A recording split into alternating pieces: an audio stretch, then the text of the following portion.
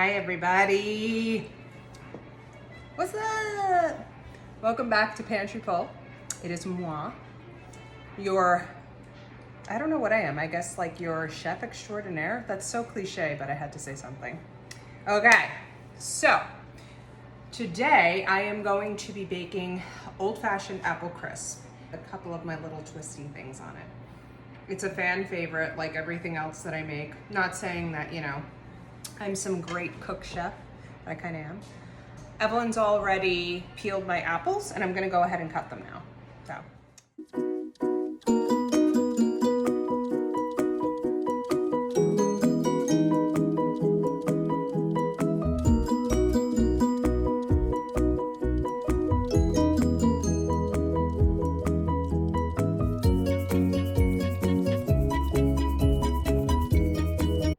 Okay, so as I mentioned, Evelyn had already peeled all my apples for me. I'm gonna go ahead and slice them up. I'm gonna take my rings off, wash my hands, and put my apron on.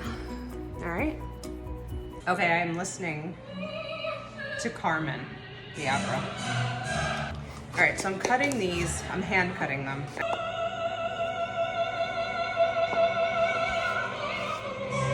I need to get a bowl. Hold please a second. Back, have a bowl. I'm gonna put these in here. You're gonna cut these up, and then after you're done cutting them, what we're gonna do is we're gonna let them sit in a brine for a little bit so that they marinate. Okay, so up next, zesting an orange. I'm jumping ahead too quickly. I already poured the sugar on. I just, a half a cup of granulated sugar goes on top, all right?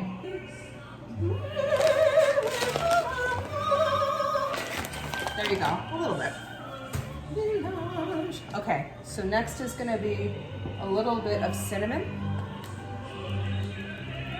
Sometimes I can't even believe I had such a huge range.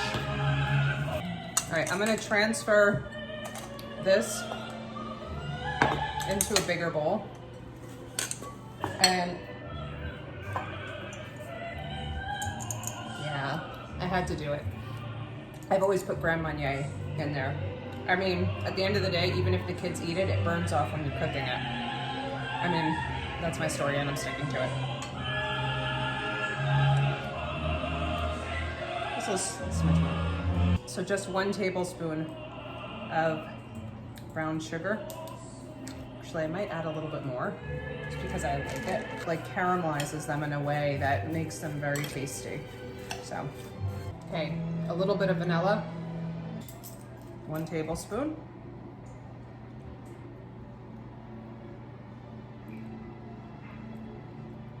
Okay. Nutmeg. I love nutmeg. It does something. That's another layer of complexity, which I like. Probably because I'm a complex person. I'm gonna come over here and lose me for a minute. At the bottom, you can see all that juice, right? So those apples are just gonna soak in it. When you put it in the pan to bake it in the oven, that's just gonna soak right in.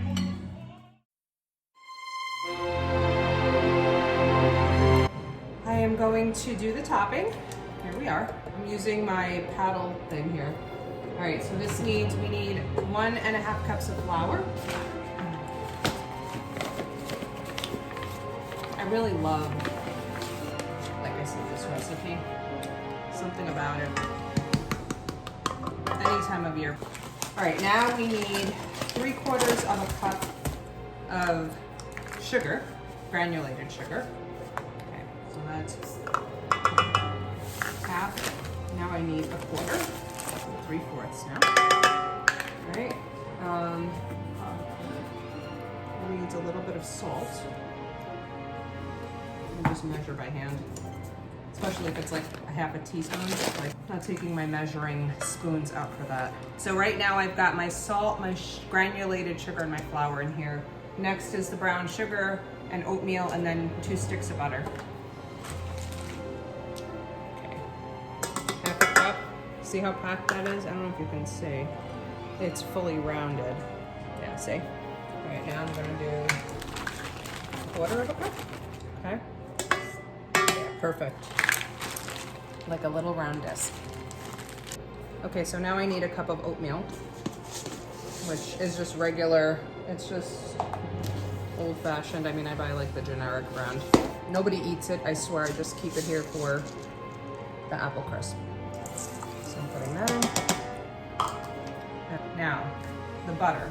The butter should be cold. You shouldn't have room temperature butter. It needs to be cold. Okay, I'm gonna cut up the butter, like I said. I've already taken the papering off, but I mean, you gotta do it quick. Not too thin. Should still have some girth to it because you don't want it to be too small that it just kind of like mushes up, which is what will happen if you cut the pieces too small. Okay, so everything's in here. I'm gonna open it up. I'm gonna go ahead and I'm just gonna put the butter in, just dropping it in. I'm gonna go ahead, I'm gonna close that up, lock it. First thing you do if you have one of these bad boys, and then you're gonna put it on low. I need the guard, I don't have it. But if you have the guard, see? Oh my God. It's starting to get a little bit clumpy. It's not there yet. It's more like sandy right now. But the first time I made this, I got nervous when I saw that because I thought, oh man, I did it wrong. It just takes a few minutes. So have patience, let it go, and you'll see it's gonna start to get that nice clumpy look to it.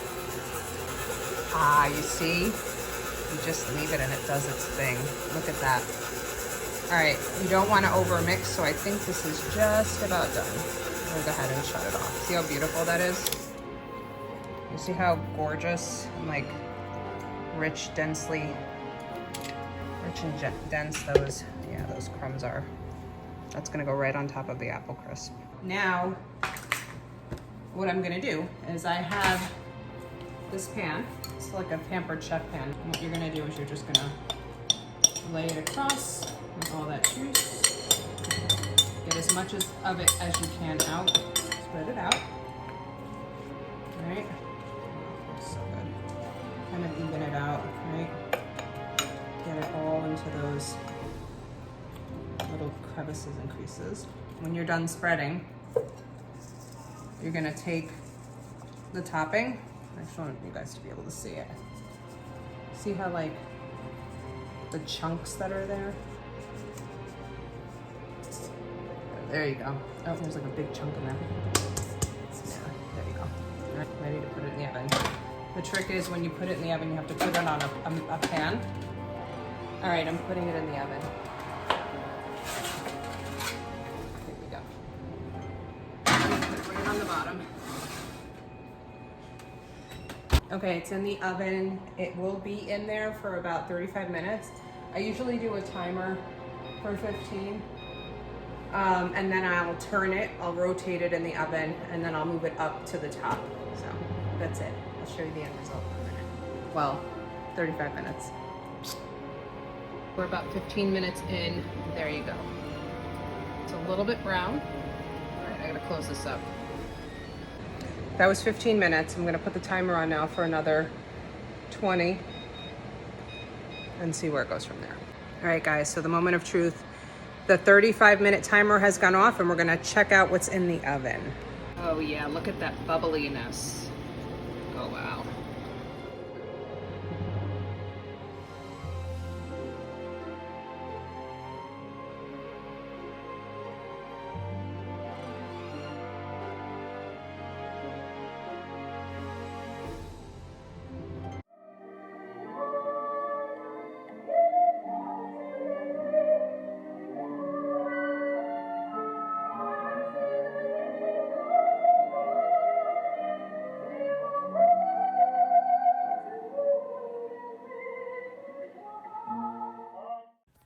Don't forget to hit the subscribe button below.